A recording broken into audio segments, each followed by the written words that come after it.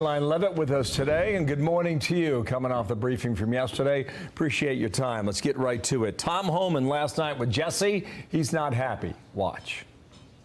Are you satisfied, Tom Homan, with the pace of migrant deportations?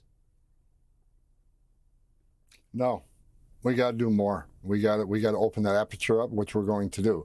It was a great start, but we're not finished, and we need more deportations, a lot more deportations, and that's what we're working on. Sanctuary cities are difficult to operate in. So Karoline, he says two things in there. Obviously, at the end, sanctuary cities are difficult to operate in. We all knew that at the start. The other thing it says we've got to do more. Is the White House giving him all the resources that Tom Homan is looking for now?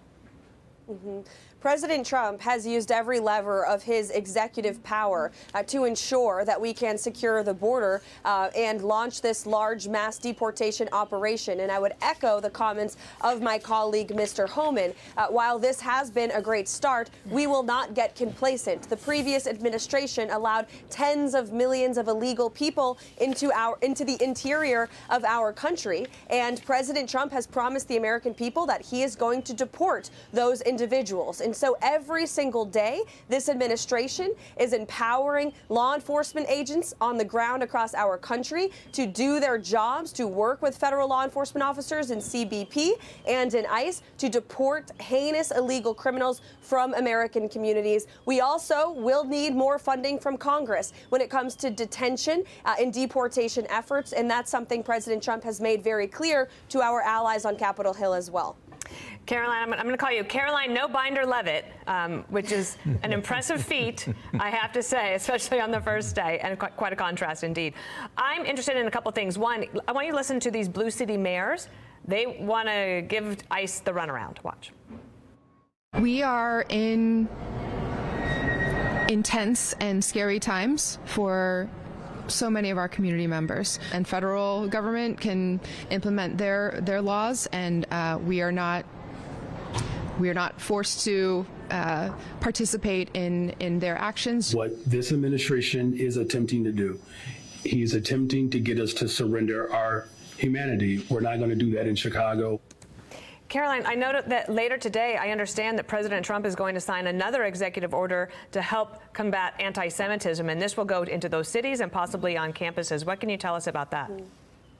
Well, first, to respond to the Democrat mayors that you just showed, I can't help, being from New England myself, to comment on the fact that Mayor Wu is an incredibly unpopular mayor up in Boston. And the people of Boston, if you actually talk to them, want this administration to move into that city and secure it and deport illegal criminals from their communities, which ICE Boston has done. I noted one of those instances yesterday in my briefing of an illegal immigrant who has been convicted of rape that ICE Boston has recently removed.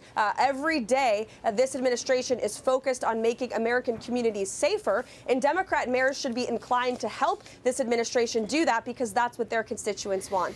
As for what President Trump is signing at the White House today, it's a very big day here at 1600 Pennsylvania Avenue. The president will be signing the Laken-Riley Act into law this afternoon. This was a bipartisan bill that addresses one of the many failures that led to the disturbing murder of beautiful young Laken. Her family will be at the White House today in her honor, and the president is very proud and excited to sign this bipartisan piece of legislation. He also will sign executive orders addressing school choice, ending funding for public schools that support critical race theory and other divisive measures in their curriculums. And as for anti-Semitism, the president will also be signing an executive order to address that as well. Okay, that's 2 o'clock this afternoon.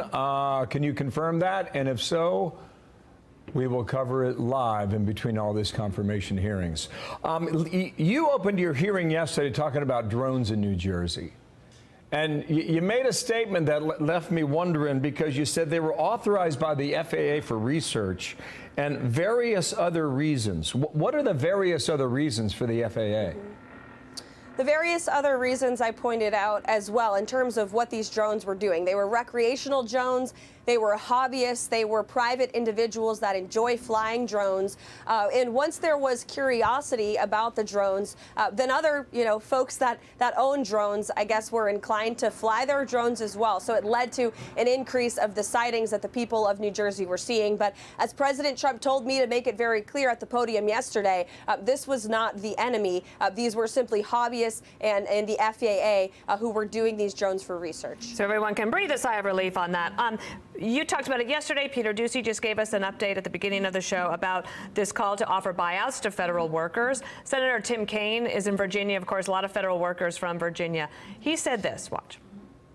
The president has no authority to make that offer. If you resign in the next week, we're just going to pay you for doing nothing for the next 7 months. Don't be fooled. He's tricked hundreds of people with that offer. If you accept that offer and resign, he'll stiff you just like he stiffed the contractors. There are about 2 million federal employees across the country. Can you clarify whether people will actually be able to get the money? Kaine is claiming that even if you do take this offer, you won't get paid through September 30th. How do you respond? Well, first of all, he questioned President Trump's legal authority to do this, and the president has the legal authority to tell federal workers that within the confines of the law and their contracts, they have to show up to work. Only 6% of the federal workforce in Washington, D.C. actually shows up to the office. That's egregious. American workers, the middle class, who keep this government up and running with their hard-earned tax dollars, have to show up to the office every day, and President Trump expects bureaucrats to do the same. And if they don't like it, well, guess what? They are getting a very generous payout from this administration. They'll be paid for the next 8 months.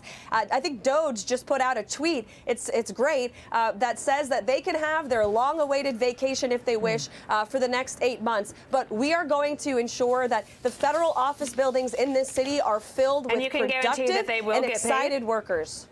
Yes, they will. Last question. Does Kennedy have the votes to be confirmed? Yes or no? We believe so, and we sure hope that he does, because he is an exceptional and brilliant individual, highly respected. He's going to help President Trump make America healthy again, which is a priority for tens of millions of Americans at home. Okay, the hearing starts in 30 minutes, and we're waiting for it. Thanks, Karoline Leavitt. Yeah. Thank you for your time. I'm Steve Doocy. I'm Brian Kilmeade. And I'm Ainsley Earhart. And click here to subscribe to the Fox News YouTube page to catch our hottest interviews and most compelling analysis.